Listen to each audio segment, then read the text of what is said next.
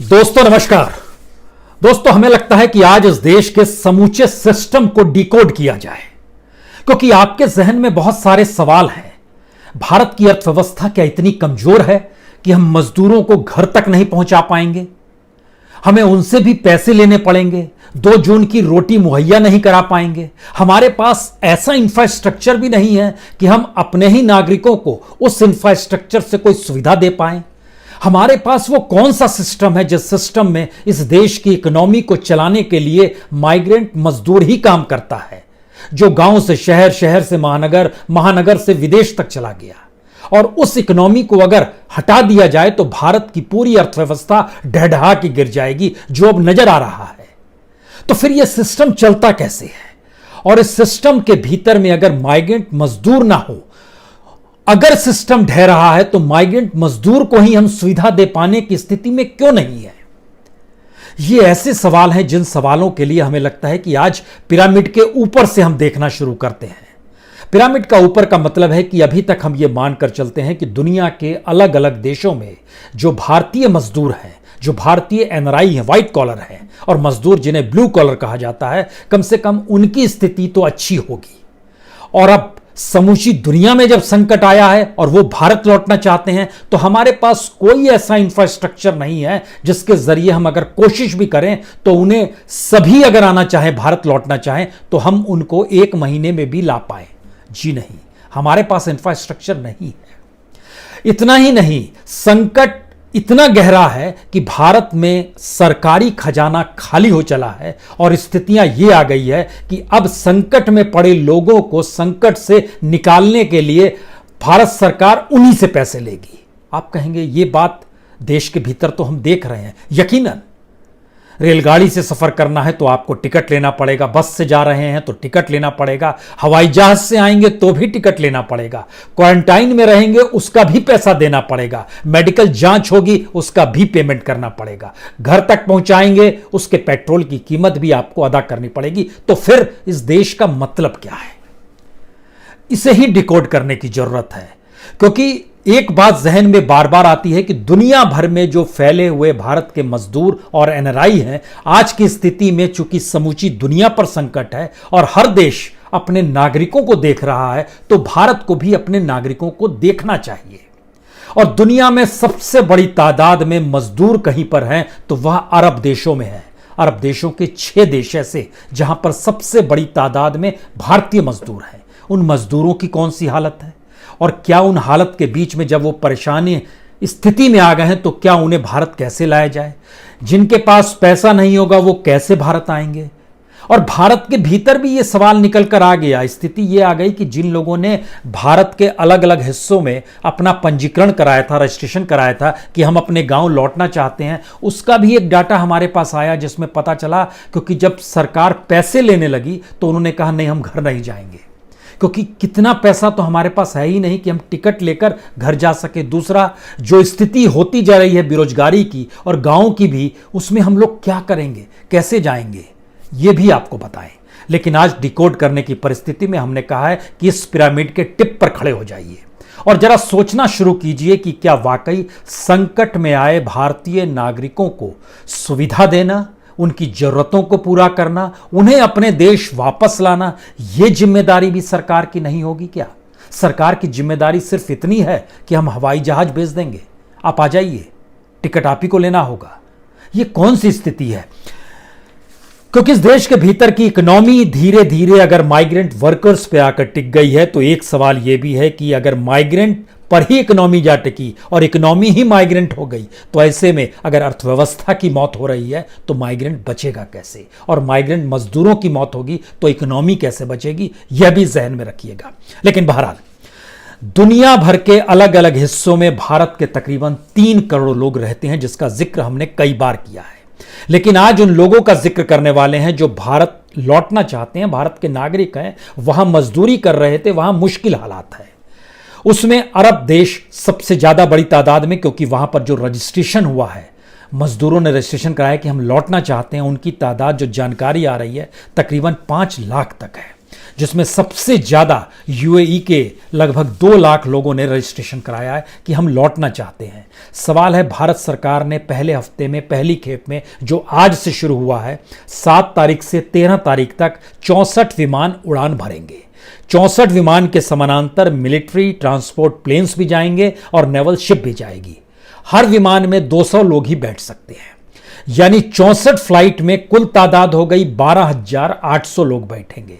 बाकी जो 2,000 लोग हैं वो मिलिट्री ट्रांसपोर्ट प्लेन से आएंगे या नेवल शिप से आएंगे, जो कि अपने तौर पर ज़्यादा जगहों पर नहीं जाएगी। वह जाएगी मालदीव में जाएगी, वो जाएगी अरब कंट्रीज़ में जाएगी और वहाँ से लेकर आएगी। ये 2,000 पैसेंजर्स अलग होंगे। लेकिन भारत के कितने लोग अरब कंट्री में, पहले सिर्फ अरब कंट्री का जिक्र कर लेते हैं क्योंकि सबसे ज़्यादा फ्लाइट्स अरब कंट्री ही जा रही है। 10 फ्लाइट यूएई जाएगी, जहां पर 2 लाख लोगों ने कहा है कि हम लौटना चाहते हैं। लेकिन 10 फ्लाइट का मतलब क्या है? 10 फ्लाइट का मतलब हर फ्लाइट में 200 लोग हैं तो 2,000 लोग हुए। और इन रजिस्ट्रेशन कराया है 2 लाख लोगों ने। बाकी लोगों को कब लाएंगे, कैसे लाएंगे, ला पाएंगे नहीं ला पाएंगे, ये भी एक सवाल है। लेकिन यूएई के भीतर में रहने वाले भारतीयों की तादाद लगभग 34 लाख है।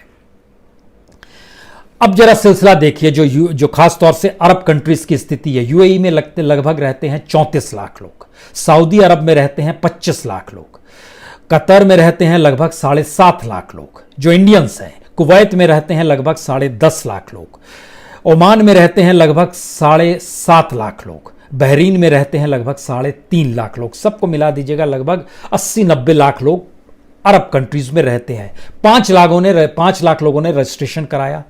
वहां के मजदूरों की स्थिति है कि फिलहाल वहां पर जो तेल कंपनियां हैं उनका काम भी ठप हुआ है और सिर्फ वही कंस्ट्रक्शन का प्राइवेट काम चल रहा है जो कंस्ट्रक्शन को पूरा करने की जरूरत थी। और इस स्थिति में सबसे ज्यादा काम अगर कहीं पर हो रहा है तो वो कंस्ट्रक्शन के क्षेत्र में मजदूरों को जोड़कर किया जा रहा है। इसके अतिरिक्त वहां पर सारे काम ठप पड़े हैं। अरब कंट्रीज के भीतर में जो भारतीय मजदूर नहीं, दुनिया भर के सबसे ज्यादा मजदूर रहते हैं और वहां की इकोनॉमी भी एक लिहाज से माइग्रेंट वर्कर्स पर ही टिकी हुई है। लेकिन इस दौर में जब वायरस का संकट आया है तो वहां पर मैक्सिमम भारतीय जो रहते हैं वो अपार्टमेंट्स में एक कमरे लेकर 5-5 लोग रहते हैं। कुछ स्लम्स भी हैं जहां पर रहते हैं। और अरब कंट्रीज के भीतर में कहा तो जा रहा है कि सबको सुविधा दी जाए, लेकिन अलग अलग देशों ने जो स्थिति लाई है उसकी औसत स्थिति निकालिएगा तो ये 2-3 बातें सामने आती है। पहली, अपने ही मजदूरों को पहले सुविधा देनी है, बाहर के मजदूरों को नहीं देनी है जो दुनिया के अलग अलग हिस्सों से आए हैं। दूसरी स्थिति, उनको बाहर निकलने भी नहीं देना है, उनको कॉन्ट्राइन ही रखना है, समाज से अलग ही रखना है। और इन सब के बीच चाहे तो उन्हें विदाउट पे लीव किया जा सकता है, उन्हें वापस भेजा जा सकता है। ये प्राइवेट सेक्टर को वहां हक भी दे दिया गया है। वहां पर स्थिति कब नॉर्मल होगी, कैसे नॉर्मल होगी, अभी कहना मुश्किल है। लेकिन इतनी बड़ी तादाद में वहां से लोग यहां अगर आएंगे तो यहां की स्थिति जो भारत की है, यहां पर रोजगार भी नहीं है। ये स्थिति और भयावह होती जा रही है जब शहर से रिवर्स पलायन होकर लोग गांव की तरफ लौट रहे हैं। स्थितियां नाजुक है। शहर के भीतर का संकट बार बार नजर आ रहा है। हर सेक्टर की स्थिति नाजुक है। भारत सरकार जो 64 फ्लाइट भेजे रही है उसमें 10 फ्लाइट यूएई के लिए, 7 फ्लाइट अमेरिका भी जाएगी। 1 लाख का किराया देकर आपको लौटना है। अमेरिका में बड़ी तादाद में इंडियंस रहते हैं, तकरीबन 12.5 लाख तो एनआरआईज रहते हैं। इसके अलावे 44 लाख ऐसे भारतीय वहाँ पर मौजूद हैं जो कि अपने तौर पर उन्होंने, किसी ने ग्रीन कार्ड ले लिया है, कोई वहाँ के नागरिक हो गए हैं, उनकी भी तादाद है। ब्रिटेन से आने वाले 7 फ्लाइट्स आएंगी, उनको लगभग 50,000 देना होगा। सऊदी अरब से 5 फ्लाइट आएगी। सऊदी अरब के बाद सिंगापुर से भी 5 फ्लाइट आएगी। कतर से 2 फ्लाइट लाई जाएगी, लोगों को लेकर आएगी। मलेशिया, बांग्लादेश से भी 12,000 रुपये आपको देने होंगे अगर आप वापस आ रहे हैं। बांग्लादेश में तकरीबन 10,000 इंडियंस रहते हैं और ज़्यादातर लोग जो हैं काम करते हैं वहाँ पर, कपड़े का काम करते हैं, जूट का काम करते हैं। भारत में पूरा का पूरा ठप कर दिया गया। जो पूरा इलाका था नॉर्थ ईस्ट और बंगाल को मिला लीजिए, जूट इंडस्ट्री तबाह हुई, वहाँ पे डेवलप हुई। और बांग्लादेश में बहुत ज़्यादा कपड़ा और ख़ास तौर से सूती कपड़ा बनता है जिसमें भारतीय मजदूर वहाँ काम करते हैं। स्थिति वहाँ ठप पड़ी है क्योंकि अंतर्राष्ट्रीय बाजार में अब उस कपड़े की मांग नहीं हो पा रही है। कुवैत में 5 फ्लाइट दी जा रही है, फिलीपींस में 5 फ्लाइट दी जा रही है, ओमान में 2 फ्लाइट दी जा रही है, बहरीन में 2 फ्लाइट जा रही है। इस परिस्थिति में 3-4 चीज़ें समझिए। जो खास तौर से अमेरिका है, ब्रिटेन है, सिंगापुर है। ये 3 कंट्रीज ऐसे हैं जहां पर भारतीय इंटेलेक्चुअल माइग्रेंट हो गया, चला गया था। उस इंटेलेक्चुअल के सामने संकट है वहां पर, ये व्हाइट कॉलर है। उसमें से ज़्यादातर लोग वही लौट रहे हैं जो कि उस दौर में वहाँ फंस गए, जिनका अब वहाँ पर जो वीज़ा ख़त्म हो रहा है और जो हेल्थ सर्विस के वजह से कुछ फंसे हैं, जो भी वजह से फंसे उनको ही भारत लाने की स्थिति में है, क्योंकि 7 फ्लाइट का मतलब सिर्फ 1400 लोग आ पाएंगे। ब्रिटेन से 7 फ्लाइट का मतलब वहां से भी 1400 लोग आ पाएंगे, अमेरिका और ब्रिटेन से। सिंगापुर से 5 फ्लाइट का मतलब है 1000 लोग आ पाएंगे। सिंगापुर में तकरीबन 6.5 लाख लोग भारतीय रहते हैं। सवाल है, और इसके पैरेलल में आइए तो सबसे ज़्यादा जो मेडिसिन के क्षेत्र में काम करने, और वियतनाम और फिलीपींस में इंडियंस मैक्सिमम गए हैं, कपड़ा को लेकर मलेशिया और बांग्लादेश गए हुए हैं, और लेबर के तौर पर पूरे अरब वर्ल्ड में गए हुए हैं। अब सवाल यह है कि अगर इतनी बड़ी तादाद में लोगों को लाना पड़ जाए, जो इस इंफ्रास्ट्रक्चर का जिक्र हम आपसे करना चाहते हैं, भारत के पास तमाम प्राइवेट कंपनियों को भी मिला दीजिएगा अगर, तो सिर्फ 433 बोइंग विमान है, A320 433 ही है। उसमें एयर इंडिया के पास 77 है, 77, और बाकी 356 बोइंग जो है वह इंडिगो है, गो एयर है, विस्तारा है या एयरवेज है, एयर एशिया है। उसमें मैक्सिमम जो है इंडिगो के पास है, 236 है। हमारा कहना है सबको मिला दीजिए, और 433 बोइंग विमान में 200-200 लोगों को जब लाना शुरू करेंगे, तो अगर सारे विमान एक साथ उड़ान भर लें तो भी 86,600 लोग ही आ पाएंगे एक वक्त में। तो कितनी बड़ी तादाद में हमें हमारे इंफ्रास्ट्रक्चर की जरूरत होनी चाहिए थी, हमने कभी नहीं बनाई, कभी नहीं सोचा। भारत के भीतर ट्रेन नहीं उतनी, बसें नहीं उतनी कि प्रवासी मजदूरों को पहुंचा सकें, बाहर से ला सकें। दूसरा संकट, जो फंसे हुए लोग हैं वहां पर, जिनके पास पैसा नहीं है, वो कैसे आएंगे, टिकट ले नहीं सकते हैं। और संकट इतना भर नहीं है, संकट उसके आगे का है। ये इसलिए बड़ा संकट है क्योंकि जिन लोगों को भारत लाया भी जाएगा, उनसे ना सिर्फ पैसा लिया जाएगा बल्कि उनके मेडिकल चेकअप का भी पैसा लिया जाएगा, उनको जो क्वारंटाइन रखा जाएगा। मसलन आप दिल्ली का एक एग्जाम्पल लीजिए, दिल्ली के भीतर जो लोग पहुंचेंगे उनको 14 दिन क्वारंटाइन रहना पड़ेगा। 11 डिस्ट्रिक्ट है, 11 होटलों को हायर किया गया और कहा गया हर होटल में आपको एवरीडे 3000 प्लस टैक्स देना होगा। इस 3000 में रहना खाना दोनों होगा, यानी खाने की व्यवस्था भी होगी। अब 14 दिन किसी को रहना है और 3000 एक दिन का है, तो लगभग 48,000 उसके पास होने चाहिए क्वारंटाइन रहने के लिए।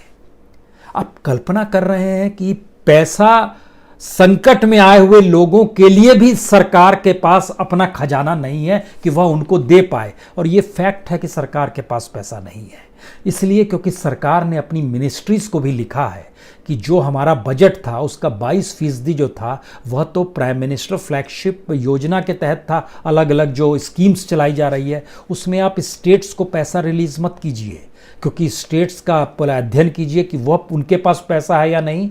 आप किसी योजना के तहत अगर पैसा देंगे और आधा पैसा स्टेट को लगाना है और वो नहीं लगाएगा तो ये पैसा भी स्टक हो जाएगा, मत दीजिए। यानी इतनी स्थिति नाजुक है और एक इमरजेंसी सी स्थिति है भारत की इकोनॉमिक प्रोसेस को लेकर।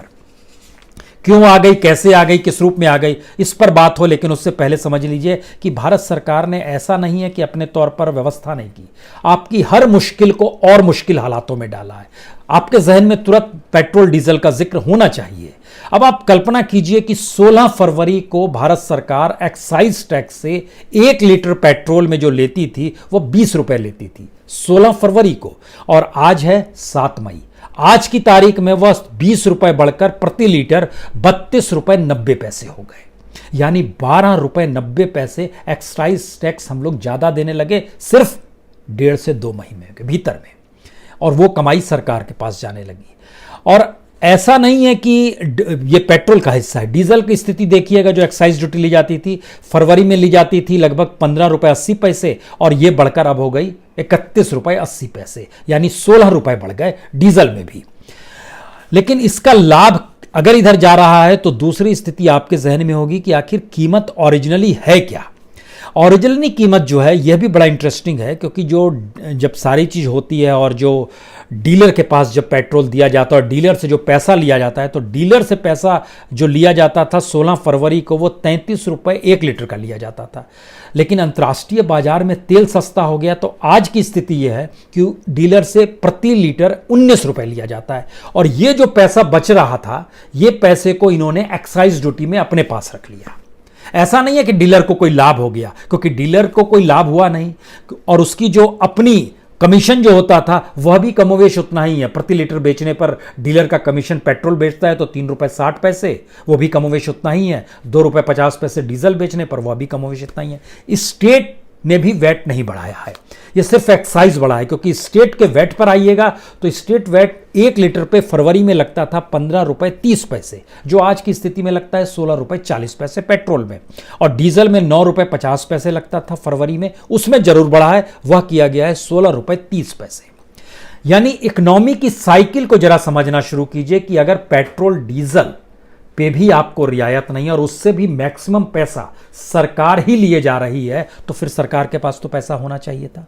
और टैक्स पेयर का पैसा, क्योंकि सरकार के 30 लाख करोड़ के बजट में 20 लाख करोड़ तो टैक्स का पैसा रहता है, और टैक्स पेयर के लोग ही अगर फंसे हुए हैं, मान लीजिए मजदूर तो टैक्स नहीं देता है, आपने मजदूरों को तो पैसा नहीं दिया और मजदूरों से टिकट ले लिया, लेकिन टैक्स पेयर अगर फंसा हुआ है अरब वर्ल्ड में, वो जो टैक्स देता है, इतना ही नहीं, दुनिया में सबसे ज्यादा कमाई अंतर्राष्ट्रीय तौर पर भारतीय मजदूर ही करता है। और वो मजदूर जब कमाता है तो उसको टैक्स के तौर पर भारत सरकार भी लेती है। यह भी आपके सवाल जहन में होगा कि आखिर वो कितनी कमाई है जो भारत सरकार के पास। भारत दुनिया से जो कमाता है तकरीबन 7,800 करोड़ डॉलर हर साल, ये कमाई है भारत सरकार की। और इस कमाई को जब वो भारत में लेकर आता है तो यहां पर भी उससे वसूल लिया जाता है कि आपको टैक्स देना पड़ेगा, उसको भी हम रियायत देने की स्थिति में नहीं है। तो ये आप जरा सिस्टम को समझिए, ये सिस्टम चल कैसा रहा है। इंफ्रास्ट्रक्चर है नहीं, इकोनॉमी जवाब दे गई है, पॉलिटिकल विल पावर जनता को और ज़्यादा परेशानी में डालते हुए उससे और ज़्यादा पैसा लेने की स्थिति में आ गया है। तो स्थिति क्या होगी, खास तौर से तब जब हम अरब वर्ल्ड का जिक्र कर रहे थे, तो वहाँ की जानकारी नवंबर 2019 में, जरा कल्पना कीजिए किन हालत में भारत के मजदूर देश को छोड़कर विदेश जाते हैं। अरब वर्ल्ड का डाटा जो पार्लियामेंट में दिया गया, वी मुरलीधरन स्टेट मिनिस्टर, उन्होंने बताया कि एक्सटर्नल अफेयर के स्टेट मिनिस्टर है, उन्होंने नवंबर 2019 में एक सवाल के जवाब में बताया कि 2014 से लेकर 2019 तक, यानी 5 साल में अरब वर्ल्ड में रहने वाले 33,988 मजदूरों की मौत हो गई। यानी हर दिन 18-19 मजदूर मरते हैं एवरेज, हर महीने लगभग 560 मजदूर मरते हैं एवरेज। अब आप कल्पना कीजिए कि हर साल मजदूरों की तादाद, मरने वाले की तादाद जो है अरब वर्ल्ड में भी लगभग 6,800 तक है। और उसमें जब वहाँ के मजदूरों की हालत है और वहाँ की स्थितियों को, जब दिक्कतों को बताया गया और इन दिक्कतों के सामने आया कि वहाँ पर वेजेस का पेमेंट सही नहीं हो रहा है, वहाँ पर जो लेबर राइट्स और जो बेनिफिट है वो नहीं मिल पा रहा है, जो इंश्योरेंस होना चाहिए वह नहीं हो पा रहा है, रेजिडेंशियल परमिट के लिए उन्हें परेशानी होती है, वीकली अलाउंस नहीं मिलता है, वह टाइम नहीं मिल पा रहा है, वीकली हॉलीडे दूर की बात है, फोर्स किया जाता है लंबे समय तक काम करने, लॉन्ग आवर्स के लिए काम करने के लिए, वो कितने भी घंटे हो सकते हैं। एक नॉर्मल सिचुएशन में जब भारत सरकार कहती है पार्लियामेंट में कि एक नॉर्मल सिचुएशन में इस तरह की शिकायतें हमारे दूतावास को मिली है और लगभग 15,501 शिकायतें सिर्फ जनवरी से अक्टूबर 2019 के बीच में इंडियन एम्बेसी ने वहां पर दर्ज की है, तो अब जब स्थिति बिगड़ी है तो सोचिए क्या स्थिति होगी। यह सिर्फ सोचा जा सकता है। और ऐसे में अगर देश अपने ही नागरिकों के साथ खड़ा नहीं होगा तो कौन सी हालत होगी। और अगर खड़ा हो पाने की स्थितियां नहीं है तो फिर ऐसी कौन सी स्थिति है कि आप नहीं खड़ा हो पाए और आपने इकोनॉमी को इतना खोखला बना दिया, जबकि आपकी रईसी में कोई अंतर नहीं आया है, आपकी रईसी अभी भी वैसे ही है। आप ध्यान दीजिएगा, कभी भी किसी भी मंत्री संत्री और प्रधानमंत्री या मुख्यमंत्री अपने तौर पर एक गाड़ी में नहीं निकलता है, आगे पीछे पूरा एक सैलून चलता है, एक रेला चलता है। यानी खर्च अपरंपार है। आज उसका जिक्र बताने की जरूरत हम नहीं समझ पा रहे हैं, क्योंकि जिन बातों का हम आपसे जिक्र करना चाह रहे हैं उसमें सिर्फ इन बातों का महत्वपूर्ण स्थिति है कि जब वो संकट में है तो उसके लिए हमारे पास रास्ता क्या होगा या रास्ता किस रूप में होगा। क्योंकि हमने देश के भीतर में देखा कि कर्नाटक में फैक्ट्री मालिकों ने और रियल एस्टेट वालों ने कहा मजदूरों को वापस मत भेजिए। कर्नाटक के मुख्यमंत्री ने कहा नहीं भेजेंगे। उन्होंने कहा अगर भेज दीजिएगा तो ये वापस नहीं लौटेंगे तो हमारी इंडस्ट्री चौपट हो जाएगी, हम कुछ काम नहीं कर पाएंगे। तो ये बंधुआ मजदूरी की स्थिति भी आजाद भारत में 21वीं सदी में ये कर्नाटक में दिखाई दी। दूसरी स्थिति तेलंगाना से नजर आई, जहां के मुख्यमंत्री ने कहा कि बिहार और यूपी के मुख्यमंत्री कह रहे हैं कि आप इतनी बड़ी तादाद में मत भेजिए मजदूरों को, हमें बड़ी मुश्किल होगी, तो हमने रेलगाड़ी भेजना बंद कर दिया। यानी एक अजीबोगरीब स्थिति है इस देश के भीतर में, जहां पर अपने ही देश में रहते हुए नागरिक अपनी बेसिक जरूरतें, उसके जो अधिकार हैं उससे भी वंचित है। और वो इसलिए वंचित है क्योंकि उस इकोनॉमी को ध्वस्त नहीं होने देना है। उसकी जिंदगी ध्वस्त हो रही है, वो किन हालातों में मर रहा है, खप रहा है, उसकी स्थितियों को नहीं देख के हम दरअसल अभी भी उसी मनस्थिति में जी रहे हैं जहां पर ये पूंजी पता नहीं कैसे डेवलप हो जाएगी। जब सारी चीजें ध्वस्त हो रही है तो आप सब सपना देख रहे हैं क्या? दिल्ली की लाल दीवारों में बैठकर या तमाम जगहों पर जो लाल दीवारें होती है उसमें बैठकर सपने देखे जा रहे हैं? क्योंकि खुद सरकार के आंकड़े बताते हैं लगभग 14 करोड़ लोग जो फार्मिंग से नहीं जुड़े हुए थे वो बेरोजगार हैं। जो फार्मिंग से नहीं हुए जुड़े लोगों की तादाद है, यानी जो खेती मजदूरी से नहीं जुड़े हुए हैं, उनकी तादाद देश में लगभग 26 करोड़ है।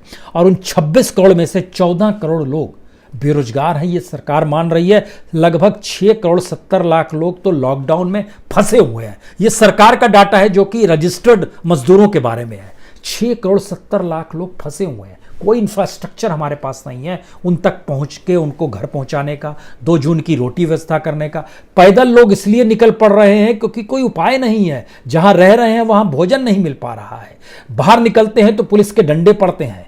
कौन सी स्थिति है ये, कौन सी मानसिकता है? और सोचिए, हम आपको जरा डाटा बताते हैं कि रजिस्टर्ड मजदूरों की तादाद जो सरकार की तरफ से आई है उसमें उत्तर प्रदेश में 75 लाख जो बेरोजगार मजदूर हैं, जो डेली वेजेस के मजदूर हैं, जो कॉन्ट्रैक्ट लेबर्स थे, जो बेरोजगार हो चले हैं। 75 लाख सिर्फ उत्तर प्रदेश के। महाराष्ट्र के 97 लाख मजदूर, बिहार के 27 लाख, गुजरात के 52 लाख, दिल्ली के 42 लाख, तमिलनाडु के 68 लाख, कर्नाटक के 30 लाख, राजस्थान के 38 लाख, हरियाणा के 17 लाख, पंजाब के 14 लाख। और सोचिए केरल से जब अरब के मजदूर लौटेंगे, जो मैक्सिमम केरल से गए हुए हैं, फ्लाइट्स कोच्चि में उतरने वाली है, वहां लगभग 17 लाख मजदूरों के पास काम नहीं है। अब वो वहां से लौटेंगे तो यहां कौन सा काम होगा? यह एक अजीबोगरीब स्थिति है जिसका रास्ता कौन निकालेगा, कैसे निकालेगा? क्योंकि इकोनॉमी आपकी जवाब दे चुकी है। आप अपने मंत्रालयों को चला पाने की स्थिति में नहीं है, अपनी योजनाओं को चला पाने की स्थिति में नहीं है, अपने फ्लैगशिप प्रोग्राम्स के लिए आपके पास पैसा नहीं है। इतना ही नहीं, सरकार के भीतर अलग अलग मिनिस्ट्रीज ने जो पेमेंट देने के लिए, अब महीना शुरू हुआ जब मई का, तो पेमेंट देना उसके लिए भी पैसा पूरा नहीं आ पा रहा है। वो बजट भी श्रिंक कर गया है। कॉन्ट्रैक्ट पे बड़ी तादाद में सरकार के अलग अलग मंत्रालयों में भी लोग काम करते हैं, उनका भी पेमेंट कैसे होगा नहीं जानते। हो सकता है अगले इसी महीने तक आते आते उनको नोटिस मिल जाए कि अब हम आपको से काम नहीं लेंगे, क्योंकि एक तो काम के तरीके बदल गए, दूसरा मार्केट में डिमांड ही नहीं है। डिमांड नहीं होने की वजह से सोचिए ये स्थिति आ जाएगी। किसी ने नहीं सोचता था भारत का जो पीएमआई है, जो कि माना जाता है कि अगर 50% रहता है तो 50% के जरिए वो माना जाता है एक्सपेंड करेगा, लेकिन ये पूरा सर्विस सेक्टर तहस नहस हो गया क्योंकि अप्रैल में कोई डिमांड ही नहीं हुई और ये 5.4% पे आ गया। यानी मार्च के महीने में जो 49.4% पे था वो 5.4% पे आ गया। ये है डिमांड की स्थिति देश के भीतर में, और ये सबसे डेंजरस सिचुएशन मानी जाती है। इसको अगर स्टेट वाइज देखेंगे तो मैक्सिमम डिमांड तमिलनाडु में 11.8%, उसके बाद दिल्ली में 10.2%, उसके बाद महाराष्ट्र में 8.1%, उसके बाद गुजरात में 5.7%, उसके बाद राजस्थान में 4.1%, और इसके बाद देश के जो अलग अलग राज्य है 25 से ज़्यादा, वहां पर लगभग 1%, 2%, 2.5%। ये है डिमांड। चीजें अगर ऐसे ध्वस्त हो रही है और तहस नहस हो रही है तो कौन सी प्लानिंग है हमारे पास? क्यों नहीं वो इंफ्रास्ट्रक्चर है? हमने उस दिशा में क्यों नहीं सोचा? और अभी भी जिस स्टाइल में काम हो रहा है और जिस तरीके से क्वारंटाइन रखने के लिए भी 3,000 रुपए महीने दिल्ली में देने होंगे विद टैक्स, और 14 दिन आपको रहना पड़ेगा, तो जिसके पास कम से कम जो लखपति होगा वही बाहर से लौटेगा। जो फ्लाइट से लौटने वाले जो 14,800 लोगों की लिस्ट जारी हुई है कि ये लोग लौटेंगे, अगर इनके पास पैसा ना हो तो नहीं लौट पाए, और अगर इनके पास पैसा मजदूर को पास वहां होगा तो वो लौटेगा क्यों? 1 लाख रुपया होगा तो कुछ दिन और रह लेगा, सोचेगा चीजें नॉर्मल हो जाए। लेकिन यहां पर तो आपको किराया देना है, और किराया देने के बाद घर तक पहुंचने तक के रास्ते में मेडिकल जांच से लेकर, क्वारंटाइन से लेकर, भोजन से लेकर, पेट्रोल, सारी चीजें को पैसा आपको अदा करते हुए चलना है। और आपके पास कोई इंफ्रास्ट्रक्चर इस देश के भीतर में है नहीं जिसके जरिए इस बात का जिक्र हो कि हम आपको फ्री ऑफ कॉस्ट पहुंचा देंगे। यानी देश हमारा है और हमारी चुनी हुई सरकार हम ही को वो सुविधा अगर दे पाने की स्थिति में नहीं आ रही है, तो अब इसके पैरेलल में 2-3 कल्पना और कर लीजिए। बड़ी तादाद में छात्र देश दुनिया के अलग अलग हिस्सों में पढ़ाई कर रहे हैं। दुनिया के अलग अलग देशों में रहने वाले ब्लू कॉलर यानी भारतीय मजदूरों की तादाद दुनिया के किसी भी देश के मजदूरों से बहुत ज़्यादा है। यानी भारत के ही मजदूर जो हैं लगभग 1,78,00,000 हैं, जो चीन से भी ज़्यादा हैं। चीन के भी तो दुनिया भर में मजदूर हैं, वह सिर्फ 1,12,00,000 है। भारत के 1,78,00,000 है। कमाई भी भारत के मजदूरों की होती है, उससे टैक्स भी सरकार ही वसूलती है, और देश के भीतर में काम करने वालों से भी टैक्स भी सरकार ही वसूलती है। इसका मतलब है कि हमने कोई पाइपलाइन बनाई ही नहीं। सवाल ये नहीं है कि सप्लाई चेन राशन के दुकान से लेकर एफसीआई के गोडाउन तक बनानी थी। सवाल ये था कि हमारी इकोनॉमी का वो पूरा स्ट्रक्चर जो था जिसमें आप टैक्स देते हैं, उस टैक्स के बदले में अभी तक हम लोग मानकर चलते थे कि सुरक्षा मिलेगी, सड़क मिलेगी, पानी मिलेगा। लेकिन धीरे धीरे जरा उसके भीतर घुसिएगा तो आपको समझ में आएगा पानी पे भी टैक्स है, उस पर भी सेस है, एनर्जी का भी सेस है, कम्युनिकेशन मोबाइल लेते हैं उसमें भी सेस और टैक्स लिया जाता है। ये सारी परिस्थितियों में जनता दे रही है, और आपने जिन्हें चुना है ये कहकर चुनते हैं कि दरअसल आप हमें देखेंगे और सही तरीके से पूरे सिस्टम को आप पाइपलाइन में इंप्लीमेंट करेंगे, जिससे एक जगह पानी डालिए और पानी नीचे निकल जाए। यानी रायसीना हिल्स पे पानी डलेगा तो खेत खलियान गांव तक लोगों तक पहुंच जाए। लेकिन यहां तो व्यवस्था ही नहीं है ऐसे पाइपलाइन की, और जिस तरीके से स्थितियां देश के सामने है या हम लोग देख पा रहे हैं, उसमें सरकार को उसी जनता से और पैसा चाहिए। और सबसे आखिर में सबसे बड़ी बात, पॉलिटिकल अल्टरनेटिव की सोच इस देश के भीतर में माना गया कि आखिरी प्रयोग केजरीवाल का हुआ, लेकिन केजरीवाल भी तो ध्वस्त हो गए इस दौर में। वह जिस वेलफेयर स्कीम के तहत थे अब उनका खजाना भी खाली हो गया। रिसिप्ट्स आ नहीं रही है, जीएसटी आया नहीं, टैक्स आया नहीं, अब कैसे चलाएंगे? तो आप सोचिए, सड़क पे पीने वाला जो शराब की दुकान पे खड़ा हुआ है वो छाती ठोक कर कहता है मैं तो बोतल इसलिए खरीद रहा हूं क्योंकि मैं केजरीवाल को मदद करना चाहता हूं। ये त्रासदी इस देश की और ये परिस्थितियां इस देश के पॉलिटिकल अल्टरनेटिव्स की। यानी आपने लोगों को अपनी इकोनॉमी का हिस्सेदार बनाया ही नहीं, और जब लोग संकट में आ गए तो भी आप अलग रहना चाहते हैं।